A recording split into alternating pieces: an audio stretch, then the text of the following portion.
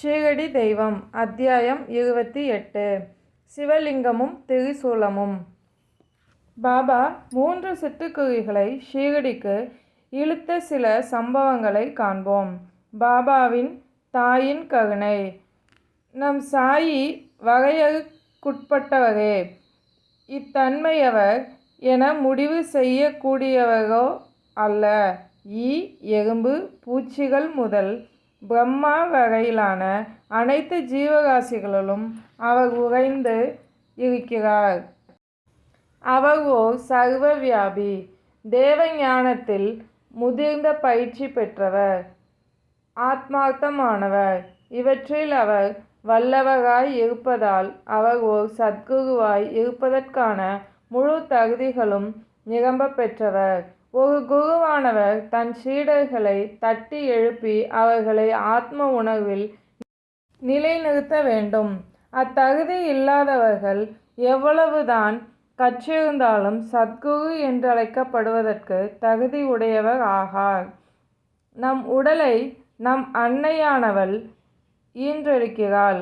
நம் அன்னையின் கருணையால் நாம் பிறந்தாலும் கூட நம் வாழ்வை சாவின் பின் தொடர்கிறது.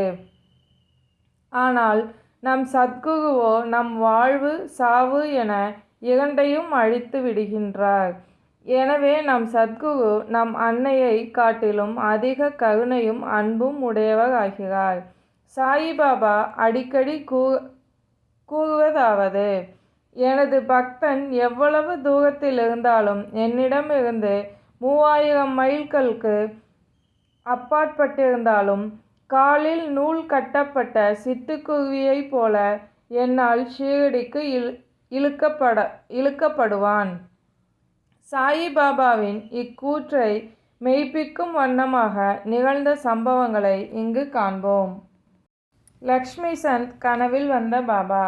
பாபா ஷீரடிக்கு இழுத்த சிட்டுக்குருவி. பம்பாயில் உள்ள வெங்கடேஸ்வர் அச்சகத்தில் பணியாற்றியவர் லாலா லக்ஷ்மி சந்த் என்பவர். அதன் பின்னர் அவர் ரயில்வே டிபார்ட்மெண்ட்டிலும் அதன் பின் ராசி பிரதர்ஸ் என்ற கம்பெனியிலும் குமாஸ்தாவாக பணியாற்றினார். 1910 அவர் பாபாவுடன் தொடர்பு பெற்றார். ஒருமுறை கிறிஸ்துமஸுக்கு ஓரிரு மாதங்களுக்கு முன் அவர் சாந்தா குரூஸில் இருக்கும்போது தாடியுடன் கூடிய வயதான முதியவர் ஒருவர் தன் பக்தர்கள் புடைசூழ நிற்பதைப் போல ஒரு கனவு கண்டார். அதன் பின் சில நாட்களுக்கு பின் தாஸ்கனுவின் கீர்த்தனையை கேட்பதற்காக தன் நண்பர் தத்தாத்ரேய மஞ்சுநாத் பிஜி என்பவரின் வீட்டிற்கு சென்றார். கீர்த்தனை துவங்கும் முன் மக்களின் முன் பாபாவின் படத்தை வைப்பது தாஸ்கனுவின் வழக்கம். அப்புகைப்படத்தை கண்ட லக்ஷ்மி சந்த் வியப்பு மேலிட்டார். ஏனெனில் தான் கனவில் கண்ட அம்முதியவரின் தோற்றம் அப்படியே அச்சு அசலாக இந்த புகைப்படத்தோடு ஒத்துப்போய் இருந்ததை கண்டார் லக்ஷ்மி சந்த். அதை கண்டதும் அதிசயித்து போனார் அவர். அதன் பின் தான் தன் கனவில் கண்டது சாயிபாபாவே என்ற முடிவுக்கு வந்தார் லக்ஷ்மி சந்த். லக்ஷ்மி சந்தின் ஷீரடி பயணம். பாபாவின் புகைப்பட தரிசனம், தாஸ்கனுவின் பாடல், அவர் ஆற்றிய உரையில் கூறிய துக்காராமின் வாழ்க்கை, இவை அனைத்தும் அவர் மனதில் பாபாவின் மீது ஆழ்ந்த பக்தி உணர்வை ஏற்படுத்தியது. சத்குருவை தேடும் முயற்சியிலும் ஆன்மீக தொடர்பானவற்றிலும் ஈடுபடும் முயற்சியிலும் கடவுள் எப்போதும் உதவி செய்கிறார் என்பது பக்தர்களின் அனுபவம். அன்று இரவு 8 மணி அளவில் சங்கர்ராவ் என்ற அவரின் நண்பர் அவர் வீட்டுக்கு கதவை தட்டி ஷீரடிக்கு தன்னுடன் லக்ஷ்மி சந்த் வருவாரா என்று கேட்டார். அந்த நண்பர் கேட்டது லக்ஷ்மி சந்தை எல்லையில்லா பரவசத்தில் ஆழ்த்தியது. அவர் எல்லையற்ற மகிழ்ச்சியை அடைந்தார். அவர் நண்பர் அழைத்ததும் லக்ஷ்மி சந்த் உடனே ஷீரடிக்கு புறப்பட தீர்மானித்தார். தன் மாமாவிடம் ரூபாய் 15 கடனாக வாங்கி கொண்டு புறப்படுவதற்குரிய ஏற்பாடுகளை செய்தார். பின் தன் நண்பருடன் ஷீரடிக்கு புறப்பட்டார். புகைவண்டியில் சென்ற அவ்விருவரும் பாபாவை பற்றிய சில பஜனை பாடல்களை பாடியபடி சென்றனர். அப்போது ஷீரடிக்கு அருகில் உள்ள தங்களின் ஊருக்கு திரும்பிக் கொண்டிருந்த தம்முடன் வந்த 4 முகமதிய பயணிகளிடம் அவர்கள் இருவரும் சாயிபாபாவை குறித்து விசாரித்தனர். பல ஆண்டுகளாக ஷீரடியில் வசித்து வரும் சாயிபாபா ஒரு மாபெரும் ஞானி என்று அவர்கள் அனைவரும் கூறினர். அவ்விருவரும் கோபர்காவனை அடைந்ததும் பாபாவுக்கு சமர்ப்பிப்பதற்காக லக்ஷ்மிசந்த் சில பழவகைகளை வாங்க விரும்பினார். ஆனால் அங்குள்ள இயற்கை வனப்பிலும் வேடிக்கை வினோதங்களிலும் ஆழ்ந்து மூழ்கிய அவர் பழங்களை வாங்க விரும்பியதை மறந்தே போய்விட்டார். ஷீரடியை நெருங்கிக் கொண்டிருந்த போது மீண்டும் பழங்கள் வாங்க நினைத்தது அவரின் நினைவுக்கு வந்தது. அந்நேரத்தில் தலையில் பழக்கூடையுடன் கிழவி ஒருத்தி புகைவண்டியை தொடர்ந்து ஓடி வருவதை கண்டார் லக்ஷ்மிசந்த். வண்டி நின்றதும் மகிழ்வோடு சில பழங்களை பொறுக்கி எடுத்து வாங்கினார். அப்போது அக்கிழவி மீதமுள்ள பழங்களையும் அவர் கையில் கொடுத்து, என் சார்பாக பாபாவுக்கு சமர்ப்பித்து விடுங்கள் என்றாள். பழங்களை பாபாவுக்காக அவர்கள் வாங்க எண்ணியது அவர் அதை மறந்து போனது பழக்கூடையுடன் அக்கிழவியின் வருகை, அவளின் பாபா மீதான பக்தி என நடந்த இந்த நிகழ்வுகள் அனைத்தையும் எண்ணி இரு நண்பர்களும் வியப்படைந்தனர்.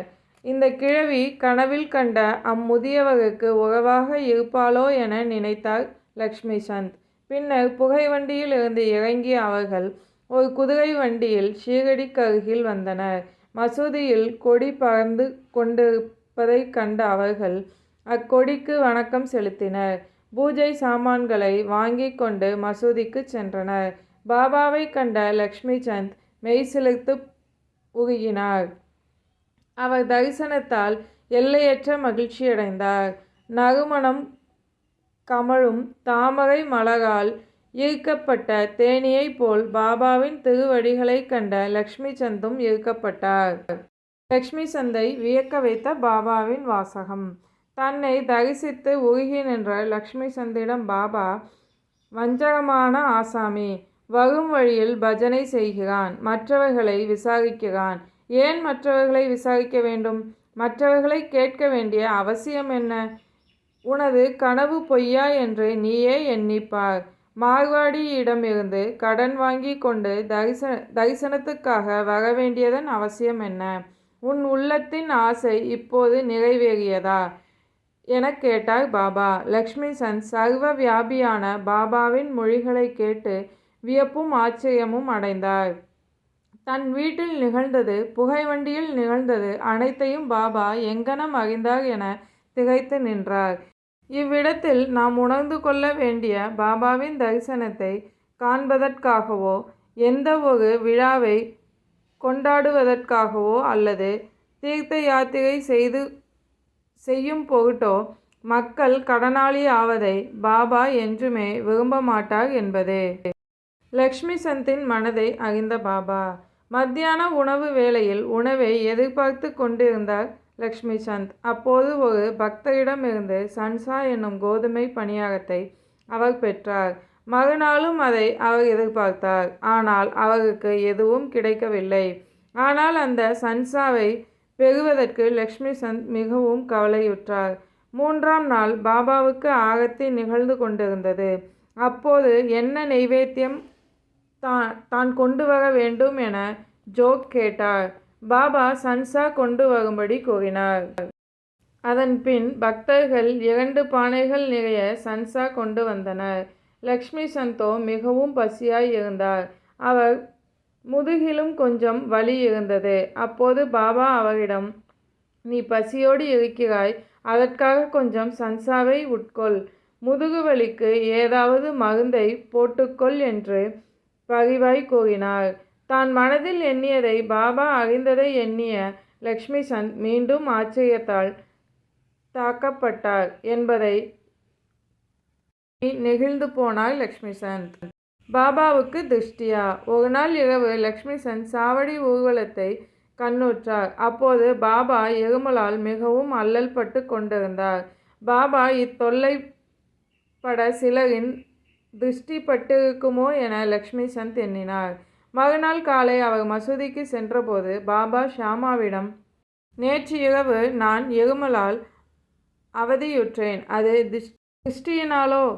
சிலரின் திருஷ்டி என் மீது வேலை செய்கிறது. எனவே நான் கஷ்டப்பட்டு கொண்டிருக்கிறேன் என்றார்.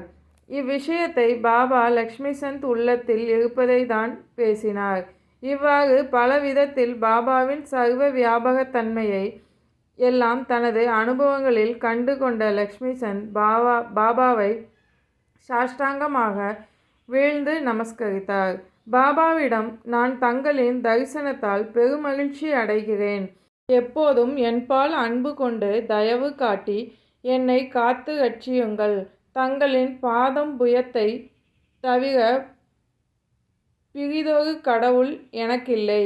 தங்கள் மீது பஜனை பாடுவதிலும் தங்களின் பாத கமலங்களின் மீதிலுமே என் மனம் எப்போதும் லயித்து இருக்கட்டும். இவ்வுலக துன்பங்களில் இருந்து என்னை தங்களின் திருவருள் பாதுகாக்கட்டும். நான் எப்போதும் தங்கள் திருநாமத்தையே உச்சரிக்க வேண்டும். அதிலேயே நான் மகிழ்வு காண வேண்டும் என்று வேண்டினார். அதன்பின் பாபாவின் உதியையும் ஆசீர்வாதத்தையும் வாங்கி கொண்டு பாபாவின் தரிசனத்தில் திருப்தியுற்றவராய் வழிநெடுக பாபாவின் புகழை பாடிய வண்ணம் தன் நண்பருடன் வீடு திரும்பினார். அது முதல் பாபாவின் தீவிர பக்தரானார். அவரது நண்பர்கள் யார் ஷீரடிக்கு சென்றாலும் அவரிடம் பாபாவுக்காக பூ மாலைகள், தட்சணை, கற்பூரம் என இவைகளை அவர்களிடம் கொடுத்தனுப்புவார். பாபாவுக்கு கிச்சடி சமர்ப்பித்த அம்மையார். சிட்டுக்குருவி 2. தன் பக்தனை பாபா குருவி எனவே அழைப்பதால் மற்றொரு குருவியின் பக்தியை பற்றி அறிவோம். புர்ஹான்பூரில் வாழ்ந்த ஒரு அம்மையார் தன் கனவில் பாபா தன் வீட்டுக்கு வந்து தன் உணவுக்காக உப்பும் பருப்பும் கலந்த சாதமான கிச்சடி கேட்டு கொண்டிருப்பது போல கனவு கண்டாள். அவள் கண் விழித்து பார்க்கும்போது வாசலில் அப்படி யாரும் நிற்கவில்லை. எனினும் அக்காட்சியால் மனம் நெகிழ்ந்து போன அவ்வம்மையார் அவள் கனவை பற்றி அவள் கணவரிடமும் மற்றவர்களிடமும் கூறினாள். அவ்வம்மையாரின் கணவர் தபால் இலாக்காவில் பணியாற்றி வந்தார். அவர் அகோலா என்னும் இடத்திற்கு மாற்றம் செய்யப்பட்டார். பாபாவின் மீது பெரும் பக்தி கொண்ட அக்கணவன் மனைவி இருவரும் ஷீரடிக்கு போவதென தீர்மானித்தனர். ஒரு நன்னாளில் இருவரும் ஷீரடிக்கு புறப்பட்டு சென்றனர். முதலில் வழியில் உள்ள கோமதி தீர்த்தத்தில் நீராடிவிட்டு பின் ஷீரடியை அடைந்தனர். அங்கு 2 மாதங்கள் தங்கினர். அவ்விருவரும் ஒவ்வொரு நாளும் மசூதிக்கு சென்று பாபாவை தரிசித்து மகிழ்ந்தனர். அவ்வம்மையார் தன் கனவில் கண்டபடி பாபாவுக்கு கிச்சடி சமர்ப்பிக்க தான் ஷீரடிக்கு புறப்பட்டு வந்தாள்.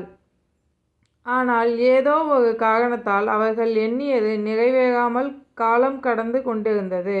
அப்பெண்மணிக்கு இக்கால தாமதம் முற்றிலும் பிடிக்கவில்லை. பின் 15வது நாள் அவள் கிச்சடி செய்து எடுத்துக்கொண்டு மசூதிக்கு வந்தாள். அவள் வந்து பார்த்தபோது பாபாவும் மற்றவர்களும் சாப்பிடுவதற்காக அமர்ந்து கொண்டிருப்பதையும் திரை தொங்கவிட்டு கொண்டிருப்பதையும் கண்டாள். ஆனால் அவளால் அதை பொறுக்க முடியவில்லை. திரையை கையால் விலக்கிவிட்டு கிச்சடியுடன் உள்ளே நுழைந்தாள். அப்பலகாரத்துடன் அவள் வருவதைக் கண்ட பாபா அவளிடம் இருந்த கிச்சடியிலிருந்து கரண்டி கரண்டியாக அதை வாங்கி உண்டார். பாபா அதிக ஊக்கத்துடனும் உற்சாகத்துடனும் கிச்சடி உண்டு கொண்டிருப்பதைக் கண்டு அனைவரும் ஆச்சரியப்பட்டனர். இந்த கிச்சடி கதையை கேட்பவர்களுக்கு எல்லாம் தன் பக்தர்களின் பால் பாபா கொண்டிருந்த அசாதாரணமான அன்பானது உறுதியாயிற்று.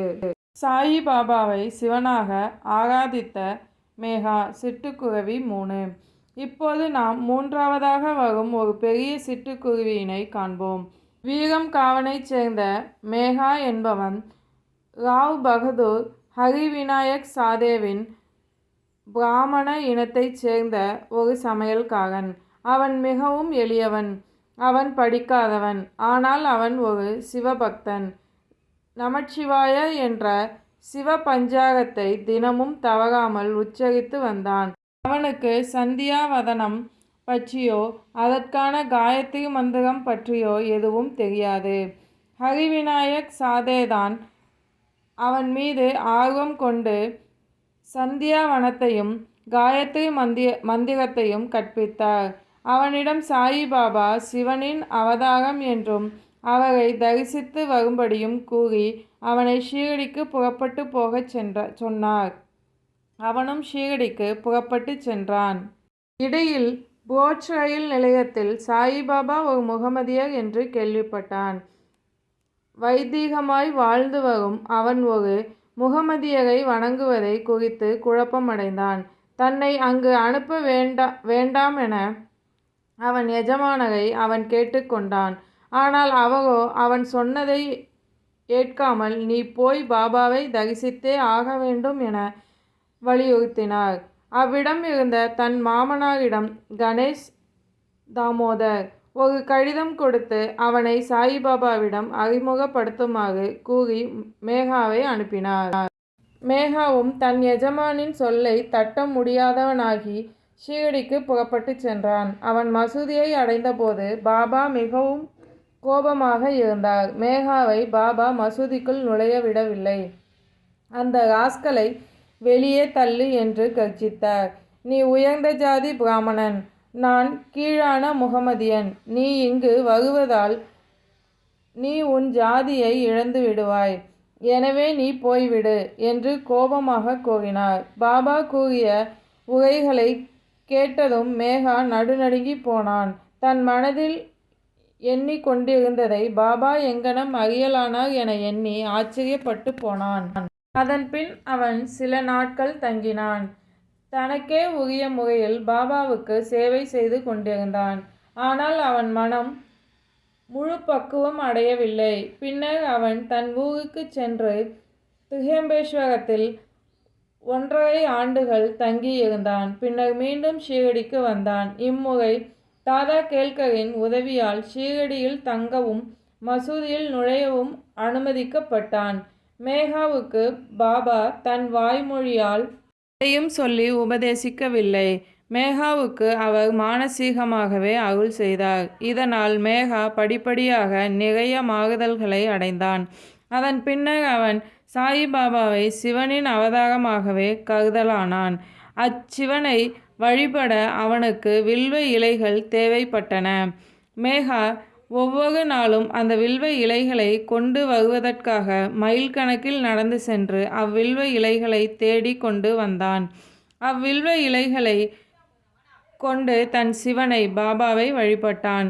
அவனின் வழிபாட்டு முறையின்படி தினமும் ஷீரடி கிராமத்தில் உள்ள அனைத்து கிராம தெய்வங்களையும் வணங்கிய பின்பு மசூதிக்கு வருவான். மசூதியில் பாபாவை வழிபட்ட பின் பாபாவுக்கு சில சேவைகளை செய்வான். பாபாவின் பாதங்களை பிடித்து விடுவது, அவர் பாதங்களை கழுவிய தீர்த்தத்தை பருகுவது போன்றவற்றை தவறாமல் கடைபிடிப்பது அவனது வழக்கம். மேகாவின் தினசரி வழிபாடு. ஒருமுறை கிராம தெய்வமான கண்டோபா கோவிலுக்கு சென்றபோது கோவிலின் கதவு சாத்தியிருந்ததால் அந்த கடவுளை வழிபடாமலேயே மசூதிக்கு வந்தான் மேகா. பாபா மேகாவின் வணக்கத்தை ஏற்றுக்கொள்ளவில்லை. கண்டோபா கோயிலின் கதவு திறந்திருக்கிறது எனச் சொல்லி அவனை திருப்பி அனுப்பிவிட்டார். மேகாவும் பாபா கூறியபடி கண்டோபா கோயிலுக்கு சென்றபோது அங்கு கதவு திறந்திருந்ததை கண்டதும் கண்டோபாவை வணங்கிய பின் வழக்கம் போல் பாபாவை தரிசிக்க வந்தான் மேகா. பாபாவுக்கு கங்கா ஒருமுறை மகா சங்கராந்தி தினத்தன்று பாபாவின் உடலில் சந்தனம் பூசி அவரை கங்கா நீரால் குளிப்பாட்ட விரும்பினான் மேகா. ஆனால் மேகாவின் இச்செயலுக்கு பாபா உடன்பட விருப்பமில்லாதவராய் இருந்தார். ஆனால் மேகாவின் தொடர்ந்த வேண்டுதலினால் பாபா அதற்கு சம்மதித்தார். கோமதி ஆற்றிலிருந்து அப்புனித நீரை கொண்டு வருவதற்கு அவன் 24 மைல்கள் நடந்து போய் வர வேண்டும். அவன் சிறிதும் தயங்காமல் அவ்வண்ணமே அப்புனித நீரை கொண்டு வந்து பாபாவின் மத்தியான ஸ்தானத்திற்கான ஏற்பாடுகளை செய்தான். பாபாவையும் அக்குளியலுக்கு தயாராய் இருக்கும்படி கேட்டுக்கொண்டான். ஒரு பக்கிரி என்ற முறையில் தனக்கும் கங்கை நீருக்கும் எவ்வித தொடர்பும் இல்லை என்று கூறினார். மீண்டும் அவனிடம் இருந்து இக்குளியலில் இருந்து தப்பித்து கொள்ள விரும்பினார் பாபா. ஆனால் மேகா அதற்கு செவி சாய்க்கவில்லை. கங்கை நீரால் அபிஷேகித்தால் சிவபெருமான் மகிழ்வார் என்பது அவனுக்கு தெரியும். அந்த மகர சங்கராந்தி தினத்தன்று பாபாவுக்கு அந்த அபிஷேகத்தை செய்ய தயாராயினான் மேகா. பாபாவும் சம்மதித்து கீழிறங்கி வந்து ஒரு ஆசன பலகையில் அமர்ந்தார். அமர்ந்தவர் தன் தலையை சற்று முன்னால் நீட்டிக்கொண்டு மேகாவிடம், ஓ மேகா, தலையே உடலின் பிரதான பாகமாதலால் தலைமேல் மட்டும் நீர் ஊற்று. அது உடம்பு முழுவதற்கும் குளிப்பதற்கு சமமாகும். நீ இதையாவது தயவு செய்து செய்வாயாக என்றார். அப்படியே செய்கிறேன் என்றான் மேகாவும். ஆனால் அபிஷேக கலசத்தை மேலே தூக்கி தலையின் மேல் ஊற்றத் தொடங்கிய மேகா மிகவும் உணர்ச்சி வசப்பட்டவனாய் ஹரஹரங்கே என்று கூவிக்கொண்டே அவர் உடல் முழுவதும் அந்த புனித நீரால் அபிஷேகித்தான். அந்த கலயத்தை புறத்தே வைத்துவிட்டு பாபாவை கவனித்த அவனுக்கு வியப்பும் ஆச்சரியமும் அதிகமாயிற்று. ஏனெனில் பாபாவின் தலை மட்டுமே நனைந்திருந்தது. உடம்பில் நீர்ப்பட்ட சுவடே இல்லாமல் முற்றிலும் ஈரமில்லாமல் இருந்தது. திரிசூலம் வகையச் சொன்ன பாபா. பாபாவை மேகா 2 இடங்களில் வழிபட்டான். மசூதியில் பாபாவை நேரடியாகவும், வாதாவில் நானா சாஹிப் சந்தோர்கர் அளித்த பாபாவின் பெரிய படத்தின் மூலமாகவும் பூஜித்து வந்தான். இம்முறையில் அவன் 2 காலம் வழிபாடு செய்து வந்தான். பாபா அவன் பக்தியை கண்டு இறங்கி அவனது நம்பிக்கையை மேலும் உறுதிப்படுத்தும் விதமாக அவனுக்கு ஒரு காட்சி தந்தார்.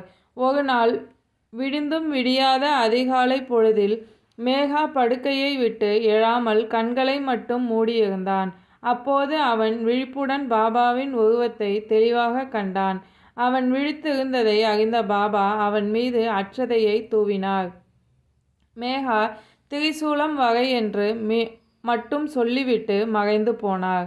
பாபாவின் அவ்வார்த்தைகளை கேட்டு வியப்பும் ஆவலும் மேலிட மேகா கண்களை திறந்தார். ஆனால் அவன் அங்கு பாபாவை காணவில்லை. அட்சதை மட்டும் அங்கும் இங்குமாக சிதறி கிடந்தது. பின்னர் பாபாவிடம் தான் கண்ட காட்சியை கூறி ஒரு திரிசூலம் வரைவதற்கு அனுமதியை கேட்டான். பாபா மேகாவிடம், திரிசூலம் வரையும்படி நான் உன்னிடம் சொன்ன மொழிகளை நீ கேட்கவில்லையா? எனது மொழிகள் எப்போதும் பொருள் என்னும் சூழ் கொண்டிருக்கின்றன.